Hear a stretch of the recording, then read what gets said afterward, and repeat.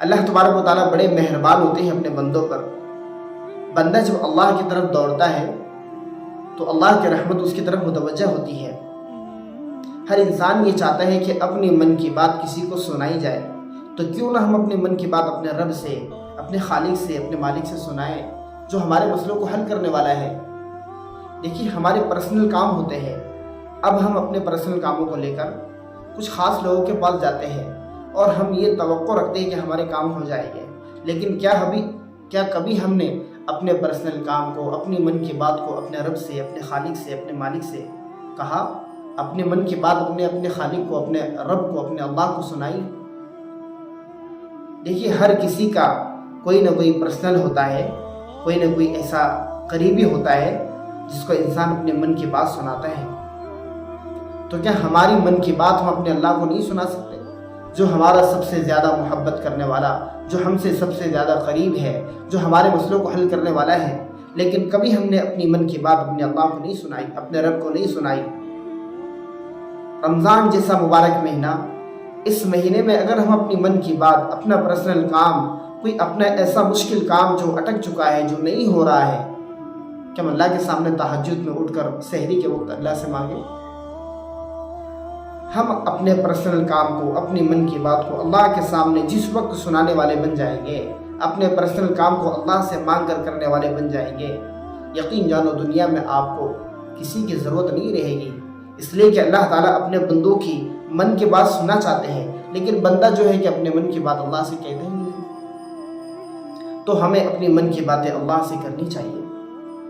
اللہ سبحانہ و تعالیٰ اپنے بندے کو جب اپنے قریب آتا ہوا دیکھتے تو بڑے خوش ہوتے ہیں اور فرشتے سے کہتے ہیں، دیکھو میرا بندہ میرے پاس آیا، میرے سامنے سجدہ کیا، ہاتھ اٹھا کر میرے سامنے دعائیں کر رہا ہے اور مجھ سے مانگ رہے ہیں، اے رب میں کمزور ہوں، تو بڑا طاقتور ہے، اللہ تو ہمارے مسائل کو حل کر دے، میرا مشکل مسئلہ ہے، اللہ تیری ذات کے علاوہ کوئی حل نہیں کر سکتا۔ تو ہم اپنی من کی بات کو اللہ سے منوانے والے بن جائیں، اپنی من کی باتیں اللہ سے کرنے والے بن جائیں۔ صحابہ کی پیاری سنت تھی، اپنے دل کو مخاطب ہو کر کہتے اور اللہ سے باتیں کرتے۔ تو اللہ سے باتیں کرنا جس وقت ہم سیکھ جائیں گے، یقین جانو اللہ تبارک و تعالیٰ ہمارے اتنے قریب رہتے ہیں کہ ہمارے ہر مسئلے کو، ہمارے ہر کام کو کرنے والے بن جائیں گے۔ لیکن ہم اپنی من کی بات اللہ کو سنائیں، اللہ سبحانہ و تعالیٰ انشاءاللہ جب ہماری من کی بات سنے گا تو اللہ فرشتوں کے درمیان خوش ہو کر کہے گا کہ میرے بندے نے اپنی من کی بات، اپنے دل کی بات مجھ سے کہی ہے، اب میرا کام ہے کہ میں اپنے بندے کی بات کو، اپنے بندے کے کام کو کروں۔ لیکن ہم اللہ تبارک و تعالیٰ کی عبادت، اللہ کی اطاعت اور اللہ کی فرما برداری اور اللہ کی رضا کس چیز میں ہے، اس کو تلاش کریں۔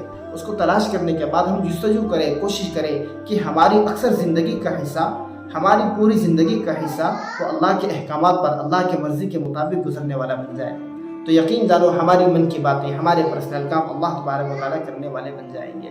اس مبارک مہینے میں اگر ہم نے اپنی من کی بات، اپنے پرسنل کام اللہ کے سامنے رکھ دیے، یقین جانو اللہ اپنی من کی بات کو سن کر، اللہ اپنے پرسنل کاموں کو سن کر پورا ضرور فرمائے گا، کیونکہ وہ اللہ ہے جو اپنے بندوں سے 70 ماؤں سے زیادہ محبت کرتا ہے۔ ایک ماں جب اپنے بیٹے کی کسی بات کو سن لیتی ہے اور اس کام کے نہ ہونے کو، اس کی بے چینی جب ہم دیکھتے ہیں تو ہمیں رونا آتا ہے۔ وہ رب، وہ اللہ جو ہم سے 70 ماؤں سے زیادہ محبت کرتا ہے، بتاؤ اپنے پرسنل کام کو سن کر، اپنے من کی بات، اپنے دل کی بات کو سن کر کیسے پورا نہیں کرے گا؟ ضرور کرے گا۔ ہم اللہ سے مانگیں، اللہ سے اپنے مسئلے کو ہم اللہ کے سامنے رکھیں، انشاءاللہ اللہ مسائل حل فرمائے گا۔